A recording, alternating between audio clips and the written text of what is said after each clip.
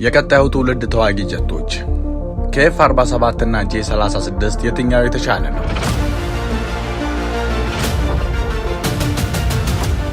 በፈረንጆቹ የዘመን አቆጣጠር በ2024 መጨረሻ ቻይና ሁለት የስድስተኛ ትውልድ ተዋጊ ጀቶችን ለዓለም ሕዝብ ይፋ አደረገች።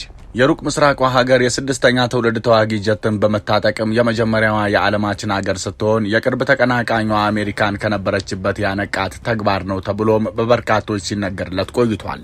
አሜሪካም ከወራት ቆይታ በኋላ የቻይናን የስድስተኛ ትውልድ ተዋጊ ጀት ሊቀናቀን የሚችል የስድስተኛ ትውልድ ተዋጊ ጀት ለመስራት ወደ ተግባር መግባቷን የአሜሪካው ፕሬዝዳንት ዶናልድ ትራምፕ ይፋ አድርገዋል። ባለፉት ዓመታት ከፍተኛ ችግር ውስጥ የቆየው ቦይንግ ኩባንያ ይህን ተዋጊ ጀት ለማምረት ከአሜሪካ መንግስት ጋር ውል የተፈራረመ ሲሆን $20 ቢሊዮን ከመንግስት ተቀብሎ በይፋ ስራ ገብቷል። ቦይንግ በዚህ ተዋጊ ጀት ምርት የጠለሸ ስሙን ለማደስም መልካም አጋጣሚን አግኝቷል። ሰላም ጤና ይስጥልን የተከበራችሁ የሰሞነኛ ቤተሰቦች እንደምን አላችሁ? የአሜሪካንን የስድስተኛ ትውልድ ተዋጊ ጀት ለማምረት በይፋ ስራ መጀመር ተከትሎ በዛሬው ጥንቅራችን የአሜሪካውን F-47 ከቻይናው J-36 ጋር እያነጻጸርን የሁለቱን ተዋጊ ጀቶች ዲዛይን፣ አሰራር፣ በአውደ ውጊያ ስለሚኖራቸው አቅም፣ ስለወጣባቸው ገንዘብና ወደፊት ስለሚኖራቸው ተጽዕኖ ተከታዩን ዘገባ አሰናድተናል። እስከ ፍጻሜው ቆይታችሁ ከኛ ጋር ይሁን። የአሜሪካው ፕሬዝዳንት ዶናልድ ጄ ትራምፕ ከመከላከያ ሚኒስትራቸው ጄዲ ቫንስ ጋር በመሆን ከዋይት ሃውስ አንድ መረጃን ለአሜሪካ ሕዝብ ይፋ አደረጉ። ይሄ መረጃም ሀገራቸው አሜሪካ የስድስተኛ ትውልድ ተዋጊ ጀትን ልታመርት መሰናዳቷን የሚያሳይ መረጃ ነው።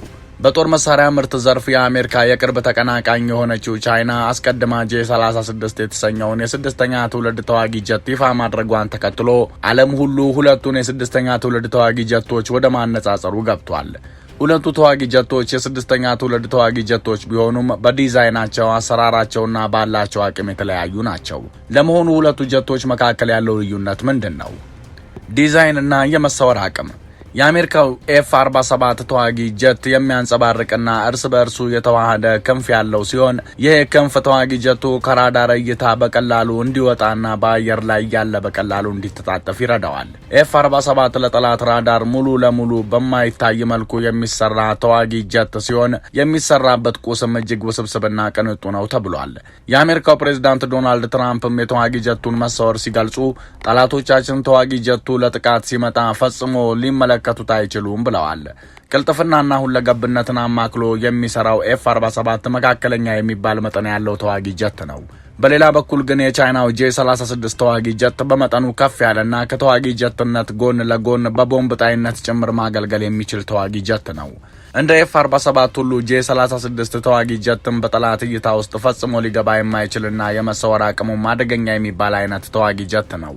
J-36 3 የተለያዩ ኤንጂኖች ያሉት ሲሆን ዋነኛ ትኩረቱም ፍጥነት፣ ረጅም የመጓዝ አቅምና የሚሸከመው ተተኳሽ መጠን ላይ ነው። አፈጻጸምና ችሎታ። የአሜሪካው F-47 በፓይለትም ሆነ ያለ ፓይለት መብረር የሚችል ተዋጊ ጀት ሲሆን ይህም አደገኛ በሆኑ ሁኔታዎች ውስጥ ጥቃትን ለመፈጸም ተመራጭ ያደርገዋል። F-47 ተዋጊ ጀት ድሮን የመታጠቅ አቅም ያለው ሲሆን በራሱ ከሚያደርሰው ጥቃት ጎን ለጎንም ድሮኖችን በመጠቀም ጠላትን የማደባየት አቅም ተላብሷል። የሚታጠቃቸው ድሮኖች የኤሌክትሮኒክ ውጊያን ለማካሄድ፣ ለስለላና ኢላማን የለየ ጥቃት ለመፈጸም ያገለግላሉ። F-47 ረጅሙን የፓሲፊክ ቀጠና ኢላማ አድርጎ የሚሰራ ሲሆን ይህም በየሰዓቱ ነዳጅ ከመሙላት ይልቅ በአንድ ጊዜ ሙሌት ረጅም ርቀት ለመጓዝ ያስችለዋል። F-47 ተዋጊ ጀት የታጠቃቸውን መሳሪያዎች ስንመለከት ሃይፐርሶኒክ ሚሳኤል፣ የጨረር ጦር መሳሪያዎችና አሁን ላይ ይፋ ያልተደረጉ የቀጣዩ ትውልድ ትጥቆችን እናገኛለን። የቻይናው J-36 ረጅም ርቀትን የሚጓዝ ነገር ግን ባለው ከፍተኛ መጠን በርካታ የጦር መሳሪያዎችን የሚታጠቅና ኢላማውን ለይቶ ከማጥቃት ባለፈም አስፈላጊ ሲሆን ቦምብ የመጣል ግዳጅን የሚወጣ ተዋጊ ጀት ነው። J-36 በርካታ የጦር መሳሪያዎችን ከመሸከምና ረጅም ርቀትን ከመጓዝ ጎን ለጎን ከአሜሪካው F-47 የተሻለ ፍጥነት እንዳለው ይነገራል። በተጨማሪም ግን እንደ አሜሪካው F-47 ሁሉ J-36 ተዋጊ ጀትም በርካታ ድሮኖችን ታጥቆ ወደ ግዳጅ ቀጠና መግባት ይችላል። J-36 ከሃይፐርሶኒክ ሚሳኤል ጎን ለጎን በይፋ ያልታወቁ የጦር መሳሪያዎችን መታጠቁን የሚገልጹ መረጃዎችም በቅርቡ ወጥተዋል። ስልታዊ ትኩረት። F-47 ተዋጊ ጀት የፓሲፊክ ቀጠናን ኢላማ አድርጎ የተሰራ ሲሆን አሜሪካ ከቻይና በኩል በፓሲፊክ ቀጠና ያለባትን ተግዳሮት ለመወጣት ይህን ተዋጊ ጀት እጅጉን ትፈልገዋለች። ድሮን መታጠቁና ረጅም ርቀትን መሸፈን መቻሉም ለፓሲፊክ ቀጠና ተመራጭ ተዋጊ ጀት ያደርገዋል። F-22 ራፕተር የተሰኘውን የአሜሪካ ተዋጊ ጀት እንዲተካ የተሰራው ተዋጊ ጀቱ አየር በአየር በሚደረጉ ውጊያዎች ላይም የበላይ የመሆን እድሉ ሰፊ ነው።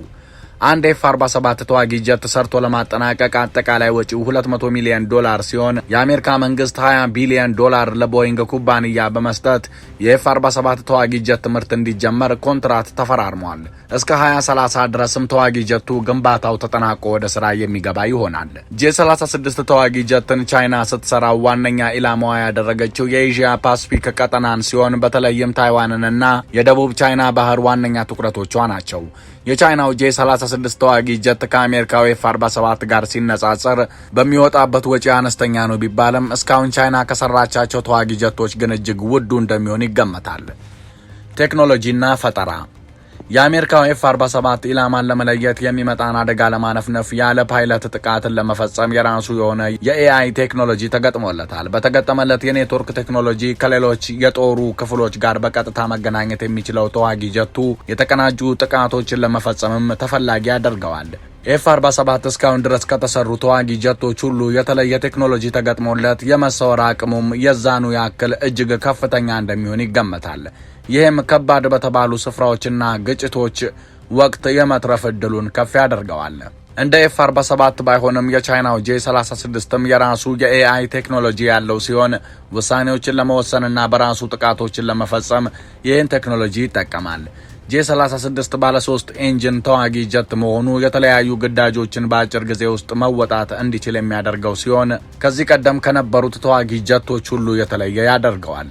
ባለው ፍጥነት ከF-47 የሚበልጠው J-36 በመሰወር ቴክኖሎጂ ግን ከአሜሪካው ተዋጊ ጀት ወደ ኋላ የቀረ ነው። የቀጣዩ ዘመን ተዋጊ ጀቶች አሜሪካ F-47 ተዋጊ ጀቶችን ስትገነባ ከቅርብ ተቀናቃኞቿ ቻይናና ሩሲያ በቀጣይ ዘመናት ያላትን የበላይነት ማስቀጠል በማለም ጭምር ነው። በተጨማሪም አሜሪካ በቀጣይ ዘመናት በዓለም ደረጃ በተለይም በፓሲፊክ ቀጠና ረጅም ርቀትን በመሸፈን መቆጣጠር እንደምትሻ F-47 አስመልክቶናል። F-47 ላይ የተገጠሙት የድሮን ቴክኖሎጂዎችም ቀጣዩ የአሜሪካ ጦር ዋነኛ ዓላማ በድሮን መዋጋት እንደሆነ የሚያሳይ ነው። በተለይም አሜሪካ ሰው አልባ የሆኑ ጦርነቶችን የማድረግ ፍላጎቷን በF-47 አሳይታለች። ቻይናም እንደ አሜሪካ ሁሉ J-36 ተዋጊ ጀትን ስትሰራ የዓለም አቀፍ የውትድርና የበላይ ለመሆን ማለሟ ታይቷል። በተለይም ቻይና በታይዋንና በደቡብ ቻይና ባህር ያላትን የበላይነት ለማስከበር J-36 ተዋጊ ጀትን አምርታለች። J-36 ተዋጊ ጀት ከጥቃት ባለፈ ቦምብ ጣይ ሆኖ እንዲሰራ መደረጉ ቻይና በቀጣይ ዘመናት የቅይጥ ውጊያዎችን ለማድረግ ዝግጅት ማጠናቀቋን የሚያሳይ ሆኗል። እንደ አጠቃላይ ግን ሁለቱ የስድስተኛ ትውልድ ተዋጊ ጀቶች ሁለቱ ሀገራት የደረሱበትን የቴክኖሎጂ አቅም ያስመለከቱበትና በቀጣይ ዘመናትም ሁለቱን ሀገራት የሚገዳደር ሌላ ሀገር ሊፈጠር ይችላል ወይ የሚለውንም ጥያቄ ያስነሳ ሆኗል። በቀጣይ ዘመናት በአየር ላይ የበላይ ሆኖ ለመገኘት የስድስተኛ ትውልድ ተዋጊ ጀቶች ብቅ ሲሉ ቻይናና አሜሪካ ደረጃውን ከፍ አድርገው ተፎካካሪዎቻቸውንም አስደንግጠው ፉክክሩን በይፋ ጀምረውታል። ቀጣይ የትኛው ሀገር የአሜሪካና ቻይናን ጎራ በመቀላቀል የስድስተኛ ትውልድ ተዋጊ ጀትን ያስመለክተናል የሚለው የሁሉም ጥያቄ ነው። ሰላም ለዓለማችን እያለን የዛሬውን በዚህ አበቃን። ሰናይ ጊዜ። ሰላም በምድራችን ላይ ይስፈን። ሰላም